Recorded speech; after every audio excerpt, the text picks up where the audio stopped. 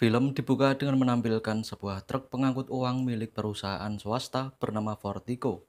Dua kru sedang menjalankan tugas di dalam truk sambil mengobrol ringan dan memantau perjalanan. Lalu tiba-tiba sebuah truk molen besar telah menghadang jalan mereka. Beberapa pria berpakaian seperti kuli bangunan muncul dari depan dan sekeliling. Salah satu dari mereka mengacungkan senjata. Pintu dibuka paksa dan sebuah flashbang langsung dilemparkan ke dalam truk. Terdengar suara ledakan, cahaya menyilaukan dan kepulan asap membuat kru panik tak karuan. Dalam beberapa detik, para perampok itu berhasil menguasai truk dan merampas seluruh muatan uang. Adegan berlangsung cepat, rapi, dan terencana. Kemudian layar menghitam dan inilah. Beberapa waktu kemudian, seorang pria datang ke Vortico untuk melamar pekerjaan. Ia bernama Hill, seorang pria yang tenang dan memiliki pengalaman yang baik dalam hal keamanan. Setelah itu, Hill menjalani proses rekrutmen, di antaranya tes fisik, stamina, uji tembak, dan menyetir truk.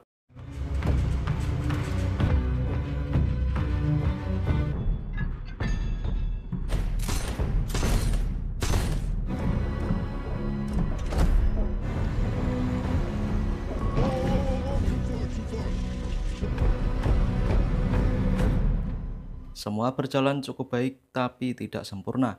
Meski begitu, Hill tetap dinyatakan lolos karena nilainya masih di atas ambang penilaian. Hill ditempatkan bersama dua kru senior, yaitu Bullet, si pria berpengalaman yang bijak, dan juga Dave, pria yang rada songong dan suka meremehkan teman-temannya.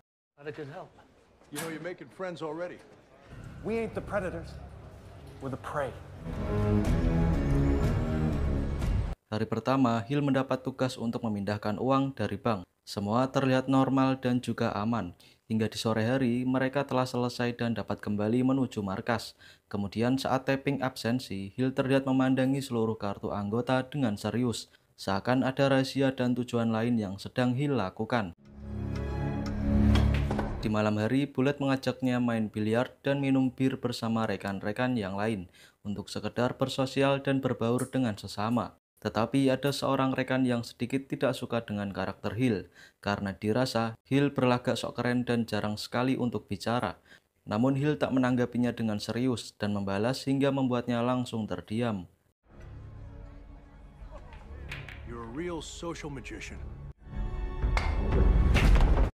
Pada tugas kedua, Hill dan Dev sedang menunggu Bullet yang sedang mengambil uang di sebuah titik lokasi. Namun seketika mereka dihadapkan pada situasi yang cukup serius, yang rupanya Bullet telah ditawan oleh para perampok. Mendengar itu, Dev langsung gemetar dan bingung harus berbuat apa. Yang di sini kita tahu bahwa tong kosong itu nyaring bunyinya. Dev selalu berkata bahwa dirinya lah yang terbaik. Namun nyatanya saat dihadapkan pada situasi ini, ia hanya seperti bocah amatir yang kepanikan.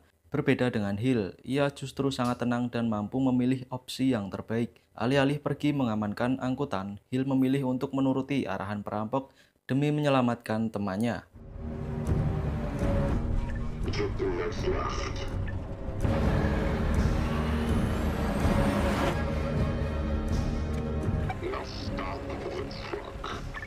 Setibanya di sisi seberang, para perampok menyuruhnya untuk membuka pintu dan memindahkan semua uangnya. Hill tetap tenang dan mengikuti arahan. Namun di saat momen yang tepat pun tiba, Hill dengan cepat melepaskan tembakan dan membantai para perampok satu persatu.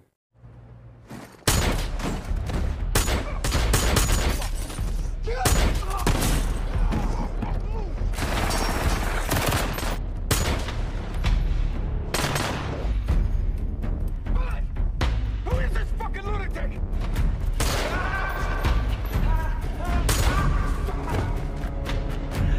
Who'd you work for? Suck my fucking dick.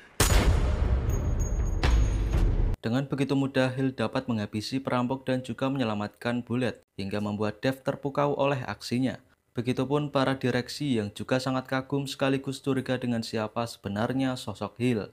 Kemudian kita mulai diperlihatkan dengan apa yang menjadi tujuannya. Terlihat di rumahnya Hill sedang menganalisa berkas otopsi, dan juga latar belakang dari beberapa karyawan Vortico. Yang sampai sini dapat kita simpulkan bahwa Hill sedang berniat membalaskan dendamnya pada seorang pelaku atas kematian orang terdekat. Setelah membantai perampok seorang diri, kini semua orang sangat menghormati Hill sebagai prajurit terhandal. Ia dianggap pahlawan dan menginspirasi rekan-rekan yang lain.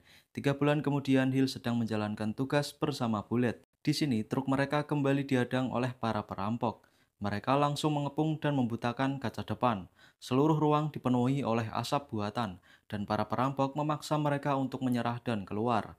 Hill menurutinya dengan tenang. Namun di saat ia menunjukkan wajahnya pada perampok, mereka langsung panik dan ketakutan.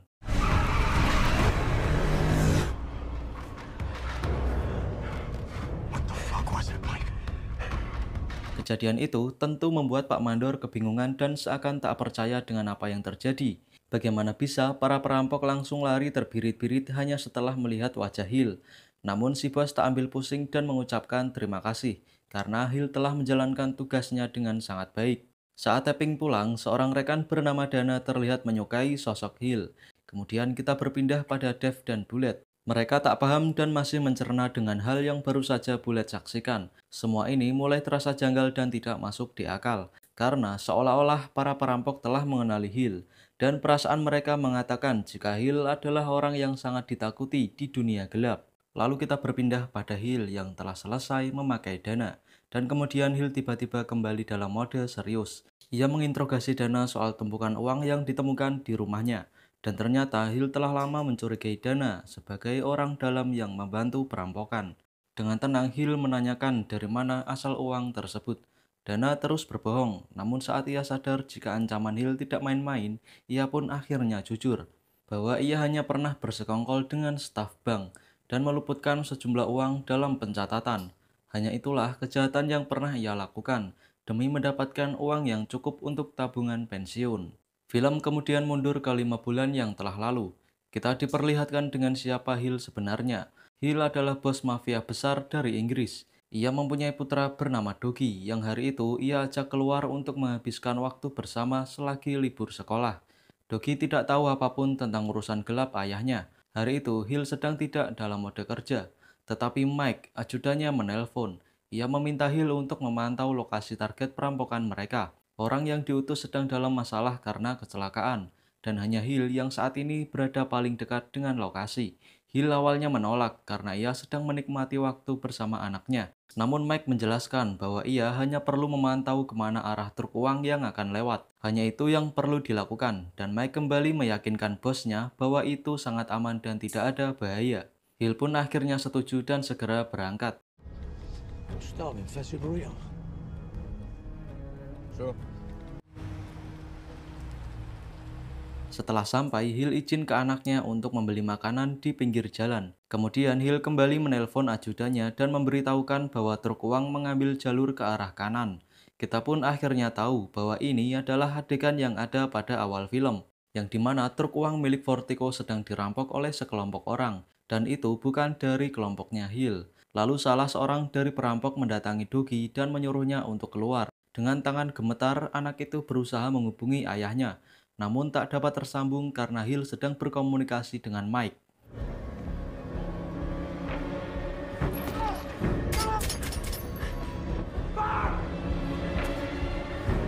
Okay?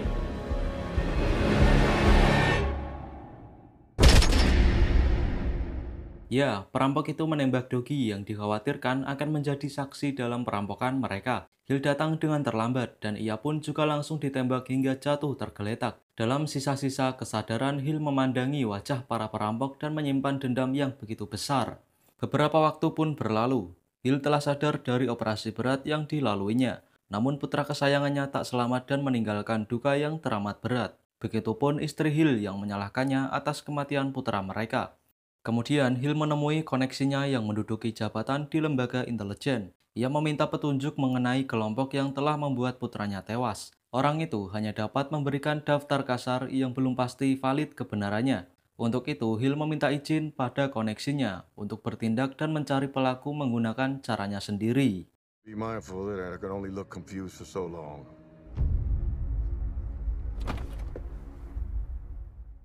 Hill berkumpul dengan para ajudannya. Mereka telah berusaha mencari pelaku selagi Hill masih dirawat di rumah sakit. Beberapa kriminal yang dicurigai telah mereka sikat, namun tak ada satupun yang mengarahkan mereka pada kelompok pelaku. Namun Hill tak ingin mendengar kata menyerah, dan ia pun memerintah ajudannya untuk melakukan operasi pembumi hangusan. Understood. Always be a good boy. My mama told me, son, don't ever play with guns. Mereka mendatangi setiap kriminal yang menonjol, mencari siapapun yang dapat mengarahkannya pada kelompok yang dicari, dari bandar narkoba, kepala gangster, dan sindikat perdagangan manusia. Namun tetap saja tak ada satupun petunjuk yang mereka dapatkan. Mike merasa pendekatan ini terlalu sembrono dan dapat mendatangkan banyak musuh. Menurutnya, pelaku bukanlah kelompok amatiran, dan pasti ada orang dalam yang membantu mereka melancarkan perampokan. Mike tahu betul jika si bos tak dapat berpikir jernih saat ini, dan ia menyarankan agar si bos mengambil jeda untuk menenangkan pikirannya. Hill menerima saran dari Mike, dan ia akan kembali ke London untuk sementara waktu. Akan tetapi, itu hanyalah alasan agar Hill dapat bergerak sendiri tanpa melibatkan anak buahnya. Sejak itu, Hill menggunakan identitas baru, hanya orang biasa yang punya pengalaman bekerja di bidang keamanan. Semua itu dilakukan agar Hill dapat dengan mudah melamar kerja di Vertigo dan mencari orang dalam, yang akan membawanya pada kelompok yang sedang ia cari. Kemudian kita akhirnya dibawa pada kelompok yang melakukan aksi tersebut. Mereka adalah mantan tentara yang menganggur dan juga sedang kesulitan uang. Tekanan hidup memaksa mereka untuk akhirnya terjun ke jalur kejahatan. Semua bermula pada perampokan rumah milik seorang pengusaha minyak. Namun dari hal tersebut hanya mendapatkan uang kecil yang tentu kurang jika harus dibagi untuk 6 orang. Kemudian mereka mulai pada perampokan yang lebih besar, yaitu mobil lapis baja yang sedang memindahkan uang dari bank. Yes, motherfuckers, these are guns. Put your hand behind your back. For years, taking it staring at our laces. Rhythm is normal. Be smart. Sports cars bang. Semua berjalan mulus dan mereka pun mulai kembali percaya diri. Sersan Jack sebagai pimpinan mereka mendapatkan target yang jauh lebih besar, yaitu truk uang milik perusahaan Vertigo yang akan mengangkut uang sebanyak 6 juta dolar. Akan tetapi itu lebih terekspos dan mereka membutuhkan perencanaan yang lebih matang. Who the fuck are these clowns? Can it be a problem? I don't think so.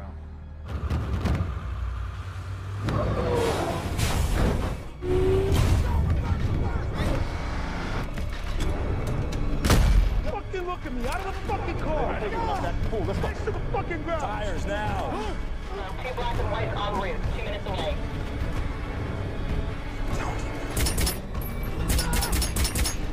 Are we good, number one? We're good.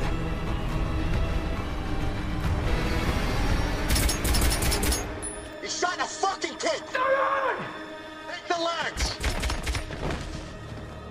Okay, we got 1 minute. Let's go! 5 bulan kemudian, kelompok Jack kembali merencanakan perampokan yang jauh lebih besar. Bukan lagi truk uang, melainkan langsung ke pusatnya. Pada hari Black Friday, markas Vertigo diperkirakan akan memuat uang sebesar 160 juta dolar, yang mana itu setara 2,5 triliun jika dirupiahkan. Jika berhasil, mereka dapat pensiun dengan tenang, hingga tak perlu lagi bekerja, bahkan sampai anak-anak mereka.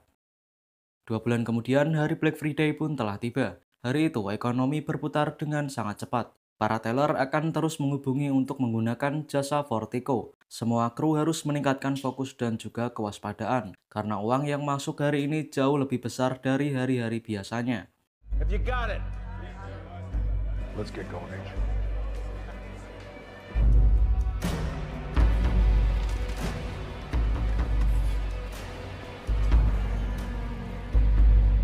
Di saat Hill dan Bullet telah menyelesaikan penjemputan uang, mereka harus secepatnya kembali ke dalam markas.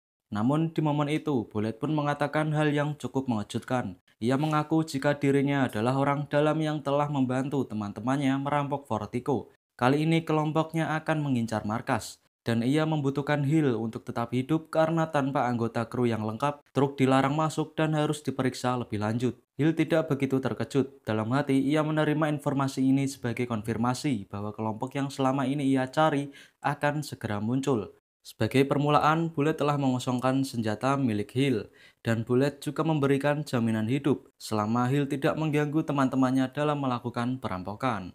We want the jackpot. Do we have a deal? Yeah. We have a deal. Bullet mematikan kamera mobil dan membelokkan arah truk untuk masuk ke sebuah gudang. Di sana, ia menjemput teman-temannya yang akan ia bawa memasuki Vertigo. Hill pun kembali diperingatkan agar tidak macam-macam dan jangan sok menjadi pahlawan.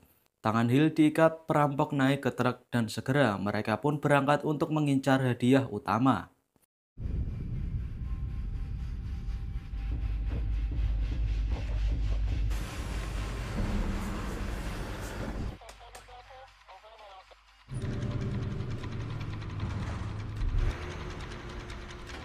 Bullet melapor untuk masuk ke dalam markas. Pengawas memantau apakah kru kembali dengan kondisi lengkap. Setelah dirasa aman, portal pun akhirnya dibuka.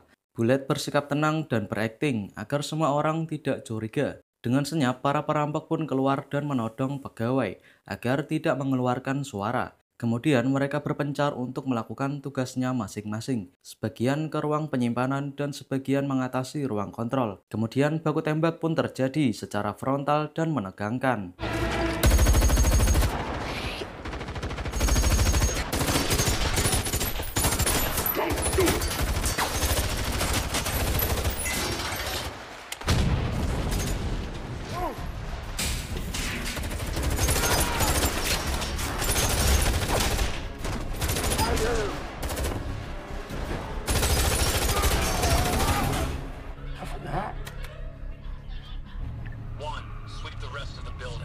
Semua berjalan dengan lancar. Para perampok berhasil menguasai markas dan akan bersiap mengangkut semua uang. Hill tetap bersikap tenang, namun juga terus memantau semua tindakan. Ia butuh timing dan momen yang tepat untuk beraksi. Sementara itu, tahapan perampok selanjutnya adalah melarikan diri sebelum tim SWAT tiba memburu mereka.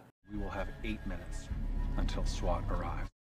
We've got to get out before they seal the exit. Seorang kru tak ingin hanya diam dan menunggu hingga tim SWAT datang. Ia memberanikan diri untuk melawan para perampok. Di saat perhatian mereka teralihkan, Hill langsung bertindak dan berusaha membebaskan diri. Setelah upaya singkat, ia pun akhirnya dapat lepas. Dana yang melihat rekannya tewas juga langsung berniat memberikan perlawanan. Sementara itu, Hill terpikir untuk menjadi impostor dengan menyamar menggunakan pakaian mereka. Who's firing? We've got a rat on the loose. Perampok mencari keberadaan Dev dan Mandor. Saat ditemukan, Dev langsung ditembak karena ia mengacungkan senjata. Tak lama, Hill pun datang dan berkelahi dengan perampok. Dev pun masih selamat karena ia menggunakan rompi anti peluru. We're 4 minutes out.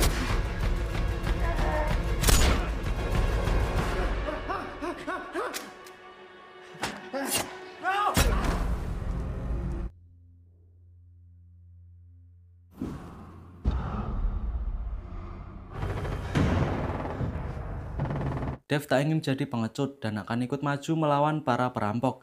Di saat akan kehabisan waktu, Bullet menghampiri rekan kerjanya yang masih belum tahu bahwa ia juga bagian dari perampok. Lalu dengan bangsatnya, ia langsung menembak mereka tanpa ada iba sedikit pun. Kemudian Hill muncul dan menghujani mereka dengan peluru.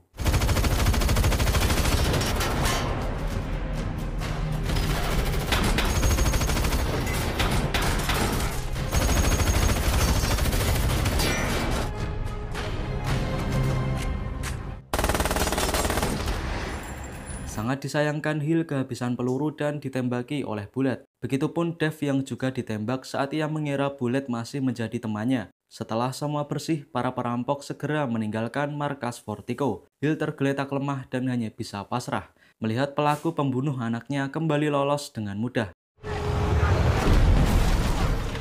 Perampok menancap gas dan menerjang barikade mobil polisi. Namun mereka belum dapat bernafas lega karena masih ada tim SWAT yang akan terus berusaha menghentikan mereka. Hanya tersisa 3 orang, yaitu Jan, Bullet, dan Sersan Jack. Rencananya mereka akan masuk ke sebuah gudang. yang dimana terdapat banyak terowongan yang akan mengulur waktu dan membuat mereka lolos.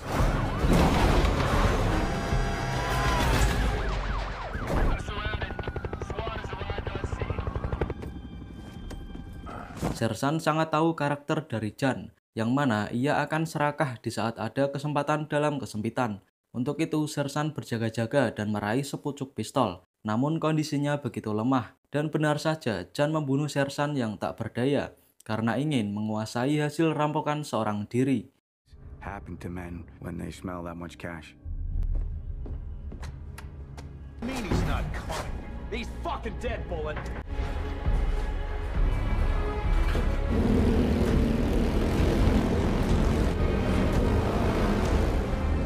Kini hanya tersisa Jan dan Bullet. Selangkah lagi mereka akan benar-benar lolos. Namun Bullet tak percaya dengan Jan. Ia pun meraih pistol dan berniat menghabisinya. Akan tetapi Jan sudah lebih tahu dan ia juga lebih cepat dalam mengambil tindakan. Setelah itu Jan segera pergi menggunakan mobil yang sudah dipersiapkan. Dan ia menjadi orang terakhir yang menguasai semua hasil rampokan. Di malam hari, Jan sedang bersantai setelah mendapatkan jackpot. Dalam tas ia menemukan handphone yang tak ia ketahui dari mana asalnya. Lalu secara mengejutkan, tiba-tiba Hill sudah berada di belakangnya. Hill menodongkan senjata, mengingatkan Jan tentang putranya yang telah ia bunuh. Tanpa ragu, Hill langsung menembaknya, tepat seperti apa yang dialami putranya. I want your liver. The lungs. Spine. It's not Mustagi.